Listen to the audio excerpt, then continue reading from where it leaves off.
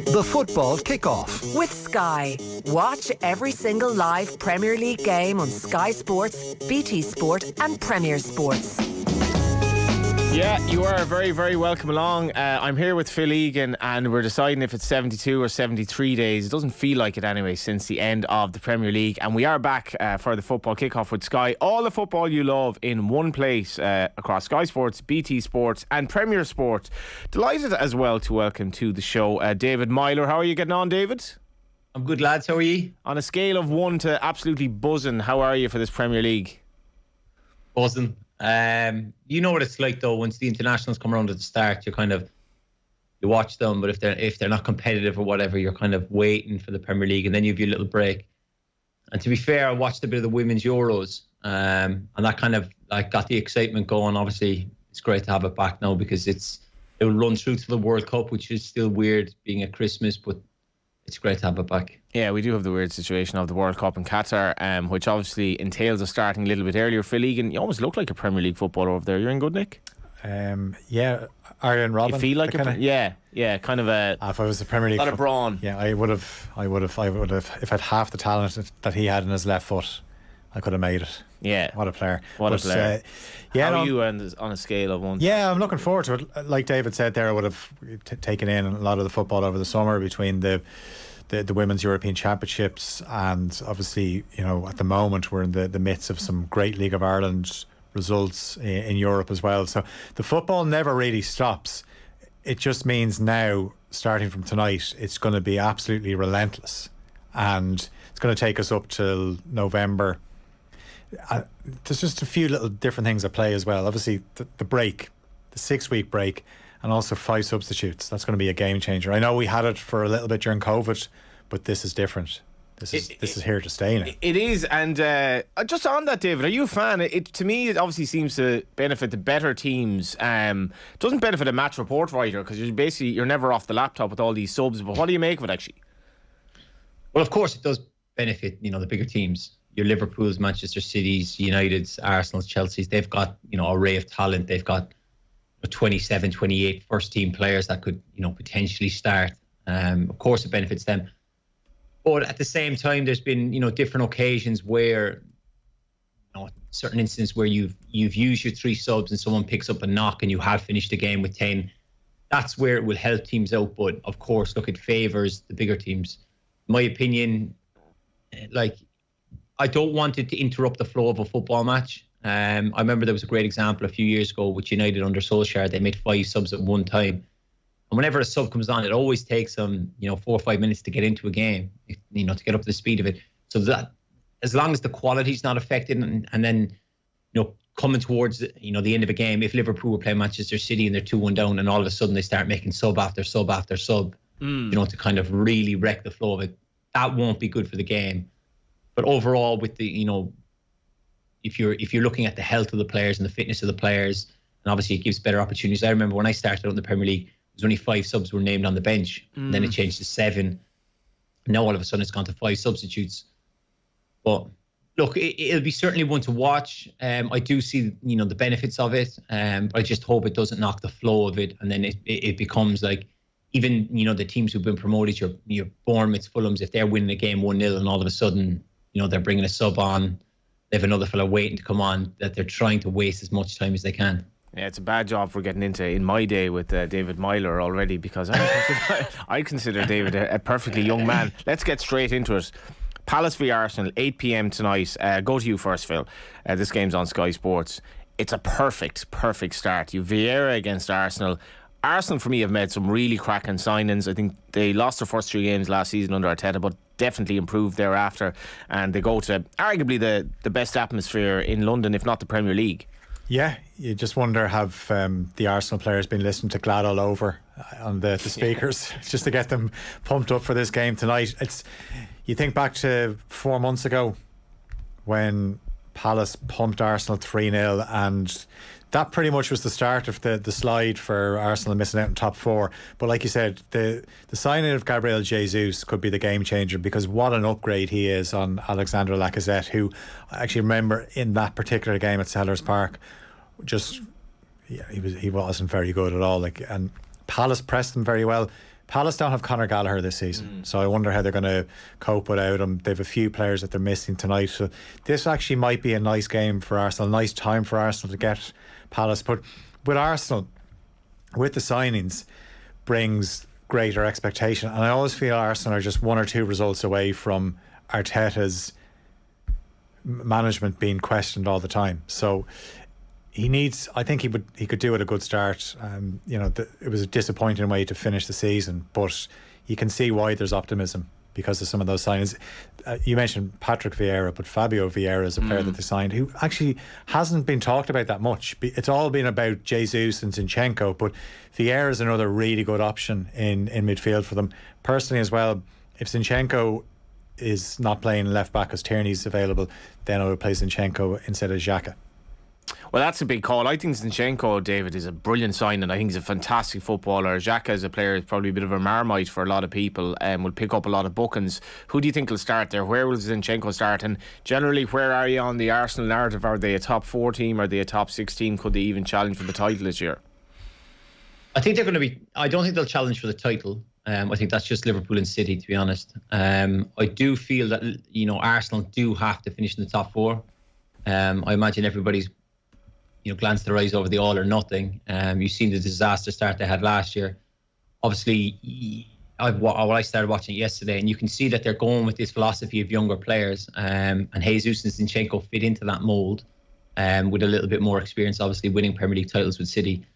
I would expect Zinchenko to start at left back tonight. I believe Kieran Tierney's struggling a bit. And obviously Jesus is the one that they're kind of leaning on to get the goals. It's just interesting to think, whenever you watch Arsenal, they're either a game away from we're back, the Arsenal are back, or, the manager needs to be sacked, these players aren't good enough. It is a massive game. Obviously, Sellers Park's a really tough place to go. So it's going to be really important that Arteta gets them firing. They've had a great pre-season, and they've had some great results. They look like they're flying. So it will be an interesting to watch, but I expect them to be knocking on the door top 4. Will they or won't they make it? I'm going to give them benefit of the doubt. I think Arsenal will be back in the top 4. What do you make of Arteta? I've played against him numerous times over the years, and I never really liked him for a particular moment after the FA Cup final. There was a moment just when obviously they had won, they'd beaten us in extra time, and obviously we were all dejected, lying on the floor, sitting on the floor. But he ran over me and he rubbed his 2 hands on top of my head. Wouldn't be mad on that now. No, I wouldn't. No, that wouldn't be my kind of sportsmanship. I get it, you've won, you know what I mean, the celebrations, whatever, but you can still be somewhat professional. But then watching, I don't personally know him. I've only ever heard good things from the lads who've played with him at Arsenal or Everton. They speak really highly of him. You can see he's charismatic, he's passionate, he's full of energy from the documentary. The way, even some of the pre-match, talks or whatever. Some of it's fascinating. The one with the rubbing the hands, I've never seen anything like that in my life. To create the energy between the group and then everyone to hold hands and stuff like that. I thought it was a spark of genius when they played Spurs in the North London derby. He brings in the photographer who's been an Arsenal fan all his life, who's worked at the club for 30 years. It just gives you that, I suppose, that symbol of what Arsenal is about to the fans and whatever. And then even after the game, they have him in the middle. Do you know what I mean? Aubameyang presents him his shirt and will say, we'll get the team to sign it. And there's stuff, that kind of stuff I do relate to and I do appreciate. But any manager knows, or any footballer knows, a manager's only 2 or 3 games away from the sack. And if they do start poorly, there is going to be massive pressure on him. This is a game that, Arsenal will have looked at last season. Can we kick on? We started, they'll identify where the problems were. We started poorly. This is a game that they'll feel that they have to win. And like Phil said there, Palace, you never know. Losing Conor Gallagher was massive, certainly with the goals and the energy he brought to that team. I'd expect Arsenal to win tonight, but then again, we go back to this cliche saying it is Arsenal, so who knows? Yeah, the football kick-off with Sky. All the football you love in one place across Sky Sports, BT Sport and Premier Sports. We've already had a big revelation there. Arteta's actually not quite as nice, Phil, as he comes across. No, I mean, wouldn't be a fan of that sort of behaviour. No, I don't like people slapping me in the head. To be honest, I wouldn't do it. I don't need to hear that sound. Yeah. But briefly, where are you on Arteta as a coach at this stage? Yeah. This time about, we'll say 11 months ago, 10 and a half months ago, he was under pressure. Yeah, but you know what? I think the context of that was the first night away to Brentford, which, as it transpired, Brentford away was a tough fixture for a lot of the top teams. Arsenal were missing players because of COVID, which roll on a few months later, and players or teams were getting matches postponed because of COVID. Well, Arsenal didn't get that. Then they went to Man City. That was the third game, And they played Chelsea as well. So, it was a tough one. But if they start well tonight, then, it just kind of it follows on from a really good pre-season. And then they have European football to contend with this season. Maybe I don't know if they're going to get top four. I'm kind of thinking it's the same top four as last season, but I might flip Chelsea and Spurs, where Spurs are the ones that finished third and Chelsea finished fourth. But if Arsenal can have a good run in the Europa League, they've got to a final under Unai Emery. Arteta went to the latter stages of that competition as well. So maybe that could be an avenue into the Champions League for them. Yeah, and we are talking about nearly all of the top four protagonists today, including Liverpool, who are away at Fulham. We'll stick with you on this, Phil. This is 2:30 BT Sport Saturday. Fulham roundly expected really to go down again, and a lot will depend on if an incredibly good marksman in the Championship can do it at this level, and that is a massive question mark. Mitrovic scored more than 40 goals last season. Incredible. Unbelievable. And look, we know just how potent he can be from the World Cup qualifiers as well.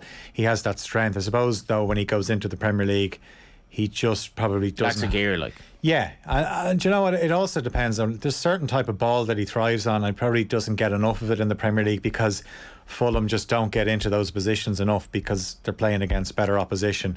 But he's that kind of player that if he started well, then he could carry that form in. There's so many similarities between the likes of Fulham and Watford and Norwich, where, say, Pookie, for example, with Norwich, bangs in goals in the Championship, comes up, scores a few, but doesn't score. It's levels. Yeah, and that's what it is. And Fulham would be in my three of teams that I think are going to go down. And we'll get to you on Liverpool after we talk to David. Your beloved Pool, some good changes. Obviously, Mane, the big loss, David. And who's your front three, I suppose, to start with? Diaz, Núñez, Salah. Not bad. I think that'll be the front three. I think that's the way they'll kind of go. Look, you see the impact from Diaz. Núñez is obviously a highly rated player that the club have gone after. They were very impressed, obviously, in his performance in the Champions League. He brings something different than what we're probably used to. That time when Mane played through the middle. He obviously is a big, powerful. You've seen the goal he scored with his head. It'll take him time to get up to speed. Obviously, scoring in the Community Shield would give him massive confidence. But I definitely think that's the front three going forward. Obviously, Jota's just signed a new deal. I think he'll be knocking on the door if either one of them two, the two I mean is Diaz or Núñez, aren't performing, or just have a little dip. I think Salah. He's nailed on to play all 38 games as long as he stays fit. But that would be my front three. Look, I'd expect Liverpool to have far too much. You've seen obviously through pre-season, like even speaking to some of the players, the amount of sessions they're doing, and then before they play games in pre-season, where it's seen as purely fitness. It's not about anything else bar fitness. And then obviously you've seen the rewards with the level of output they put against Manchester City. They look like they're firing. They'll know it's a big challenge, obviously, to top City this year.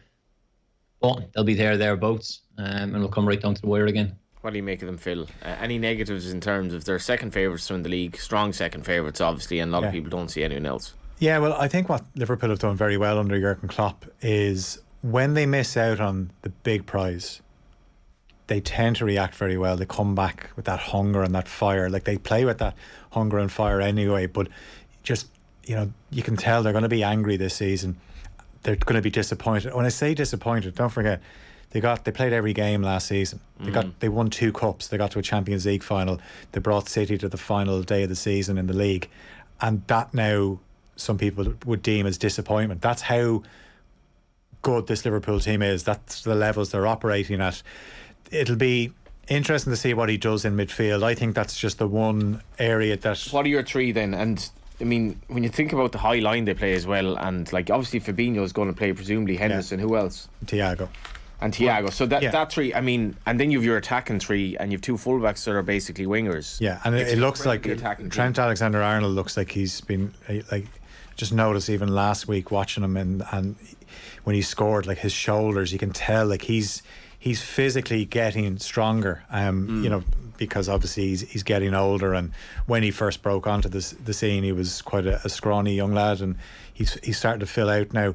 But I just wonder, with Núñez coming in, I've often wondered, will Klopp ever, and he does this, he changes his formations throughout games, and he said sometimes they're not defined in the way they play in terms of their formation, that players know where, if they're in a position, the other player will know where to go and all that. Like, but I just wonder, will sometimes he be tempted to play like a 4-2-3-1, and because those three that I mentioned, you've obviously got Harvey Elliott, Fabio Carvalho, by the way. When he signed from Fulham, some people thought he's one for the future. I don't even think he's one for the future. I think he's good to go now. I think he's serious talent.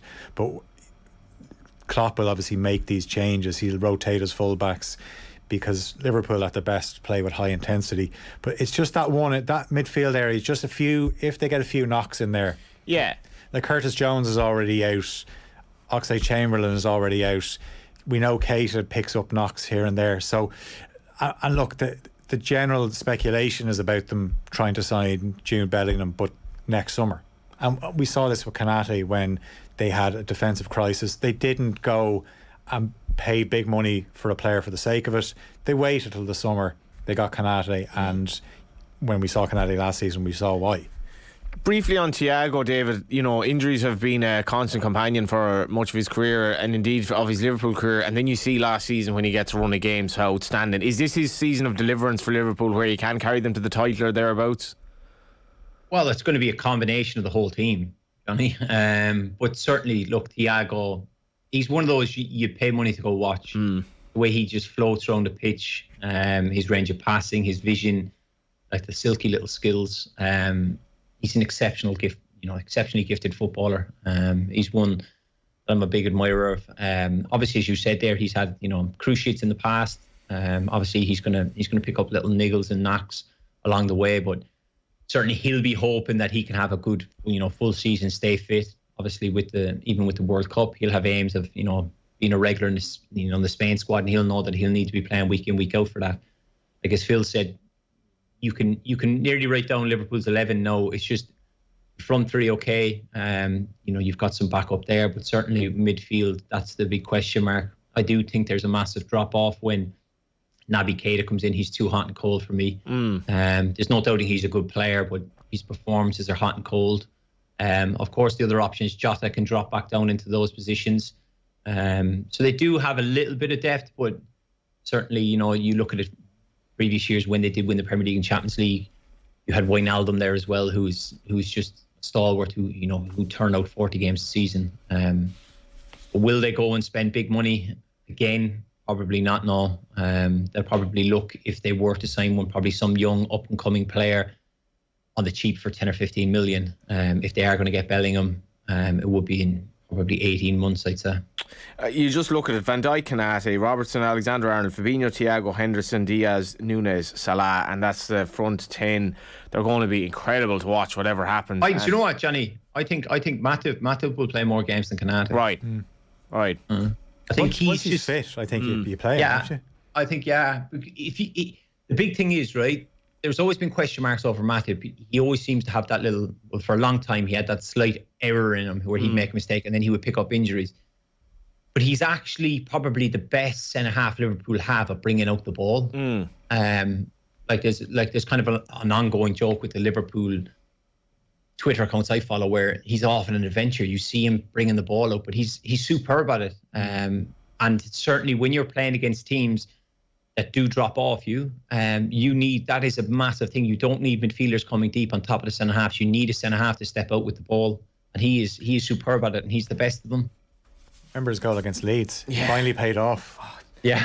And we do have to move on because we're obviously just talking too much about these games, as you would expect. First game of the season, and do remember that injuries are going to befall these teams, and that's when the narrative changes. Everton, Chelsea, starting with you, Phil. I mean, we're talking about literally a handful of outfield players from Ireland. Seamus Coleman may or may not be one of them in the Premier League.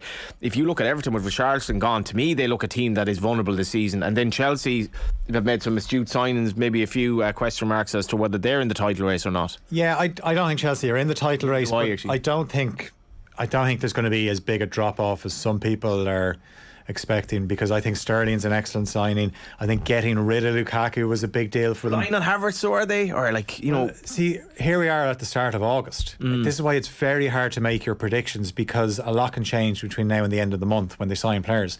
Already, like today, the talk is Aubameyang going to Chelsea. He thrived under Tuchel at Borussia Dortmund, banged in goals. I think Koulibaly is an excellent signing. He pretty much replaces Rudiger. Christensen's gone. Wasn't a big fan of Christensen. Thought he was decent, but wouldn't be crying over his exit. I think Azpilicueta signing, people say, he's getting on, but football clubs sometimes are about more than the 11 players that go on the pitch. It's the culture. It's leaders in the dressing room, standards not dropping. He's been there, done that with Chelsea. He's won everything there. So if there's players in there that aren't doing it, then he's well within his rights to pull them aside and say, pull your socks up. Where are you on Everton, David? And is Lampard one of these lads that will be vulnerable in a month or 6 weeks? 100%. You just obviously they had a great kind of escape where they picked up some results at the end of last season. But you kind of look at them now, losing Richarlison is massive. Obviously, Calvert-Lewin's picked up another injury. You do feel for him. You just think, where are they going to get the goals from? They've not really spent money that you'd kind of go, okay. I do worry for them. I really do. I don't know if there's conversations going on behind closed doors where they just have to say, right, we just need to cement our place in the Premier League. And then over time, can Frank then clear out the riffraff of the players that he doesn't want? You looked at all the the signings that they made years ago. Probably players are on too much money. They're probably not fully committed, not giving their all. And I think it's for Everton. It's probably can we establish ourselves in the Premier League over the next 2 seasons, and during that process, get rid of players and bring through younger players to kind of get back Everton's identity. You always see it. It's Goodison Park's a horrible place to go. Some atmosphere. It's like as an away player going there, you hate it because it's a tight stadium, it's noisy. But then as a fan of football, you love it because it's everything what's good about football. And for a long period of time, they lost that. The fans would turn on the players. The players kind of shirked themselves. They didn't want to know. Frank managed to create a bit of an atmosphere. They've got it all going. But if they can get that, their home form is going to be crucial, because you could just see them slipping away. And the question you'd ask is, are there three teams that are worse than them? Okay, potentially some of the promoted sides, but the business that Everton have done, I just don't know. Yeah, I think there was probably a bit of a bounce under Lampard last season. Will there be a bounce under Eric Ten Hag, and how long will that last? This brings us on to Manchester United versus Brighton, and a compelling start to a bumper Sunday on Sky Sports. This Man United thing, it just goes on and on and on, but it's still strangely alluring, Phil.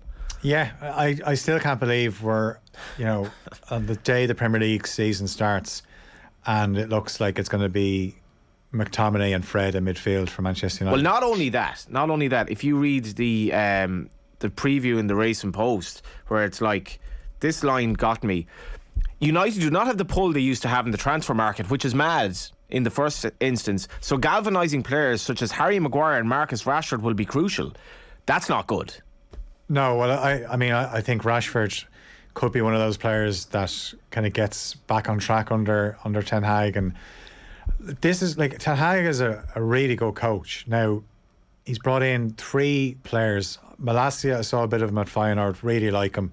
Exactly what you expect from a modern day fullback, just up and down the whole time. And it'll also give Luke Shaw a kick up the backside, because Tellez is obviously didn't do that. Ericsson, we saw the impact he had at Brentford, and Martinez, snarly centre half. They need a bit of that. But the central midfield area is the one area that's been crying out for a player for years, and they just haven't got around to it. Ronaldo, that's still an issue. Martial looked promising in pre-season.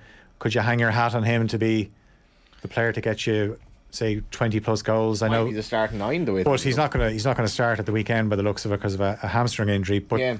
Ronaldo, as like a club legend, but I said it last season, even though when he was scoring goals, I think for United to move on, they need to move past Cristiano Ronaldo. Yeah, and Brighton, I think the general consensus is that Brighton will have another solid season. So on Man United, Davis, the Ronaldo sideshow is there.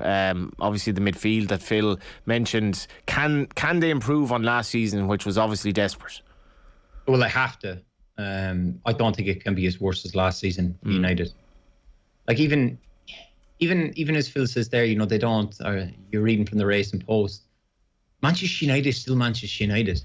I think like any player in the world would love to play for Manchester United. I'm not sure that's true anymore, David. No, that's why we love football. It's a game of opinions, but it's still Manchester United, Johnny. It's still like, of course. Look, I've got my Liverpool hat on, but any player. Now, don't get me wrong. If you had the choice between Manchester City and Manchester United, you pick City. If it's Liverpool and United, you pick Liverpool. But I'd still go United over Chelsea, United over Arsenal, United over Spurs, regardless of the situation United have been in the last few years. Like United. Talk to your wife, so then you can move to London or you can move to Manchester to a failing club. Well, she's from Manchester, so I don't mean your wife. I mean in like a metaphorical position, like. No, but Manchester United is still Manchester United. It is great tradition, great history. It has everything. Okay, right? It's been flat the last few years, but like the whole saga that's really annoyed me was the Frankie de Jong one, because it almost seems like, okay, Eric Ten Hag has identified him as a key player that he wants. He's worked with him, he knows him, he wants him, and great. But it's been this ongoing saga for 5-6 weeks now. Like in the past, if Manchester United wanted a player, they went and got the player. There was no if, buts, and ands. It was like, right, manager would identify a player, the club would go and they'd sort it out and they get the player and they take him. Like this whole kind of ongoing thing it's not good. Obviously, Ten Hag then has to sort out Ronaldo. If Ronaldo wants to go, like obviously they're having conversations behind closed doors we don't know about. But if he wants to go, just say, good luck, shake hands. I think that the Cristiano boat is gone. Of course, people will highlight the amount of goals he scored last year, and there's no doubt he'd probably turn out another 20 goals this season. That's what Ronaldo does. He's done it for 15 years. But going forward, if United are looking to build, obviously Ten Hag is this kind of disciplinarian. You looked at the rules he's trying to implement, the structure, everything. Even for him to come out the other day and say like, well, the players should not have left at halftime against Vallecano. That season hasn't even started yet. Yeah, but you could see, which was surprising because usually when a player does leave at halftime, it's because they're pissed off. There's a problem. If someone's trying their toys out of the pram. I remember at my time at Sunderland years ago, somebody got subbed off at halftime and they actually went outside the stadium, jumped in a taxi and got a 3-hour taxi home. He was sold 2 weeks later. If a player does, like, you don't know the circumstances, but for another case of another hour, I think you can more or less hang around, because if there was an issue, I don't think you would have played the game. Yeah. But, let's finish with you, David, on before we get Phil's view on it. West Ham versus champions Man City. I got to start with Haaland. I'm not entirely sure how this is going to work out. Where are you on this debate about this amazing talent who may or may not be ideal in this regime and routine? Come on, Johnny.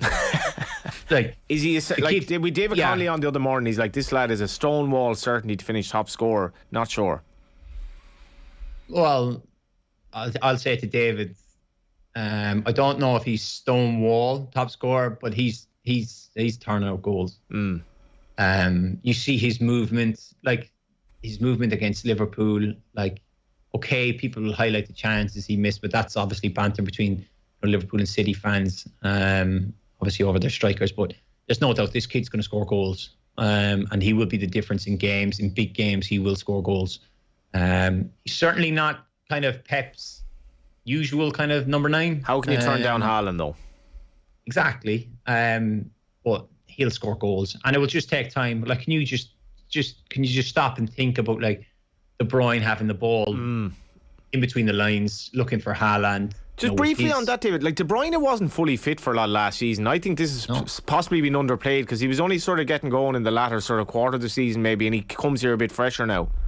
Yeah, of course. And it's very difficult because if you're not fully fit, if you have a knock or an injury and you're trying to get yourself up to speed, like, then the way, certainly with the big teams, when they're competing on all fronts and all competitions, when you're playing like Wednesday, Saturday, Tuesday, Saturday. You know, whenever you turn over, it's very difficult. Sure.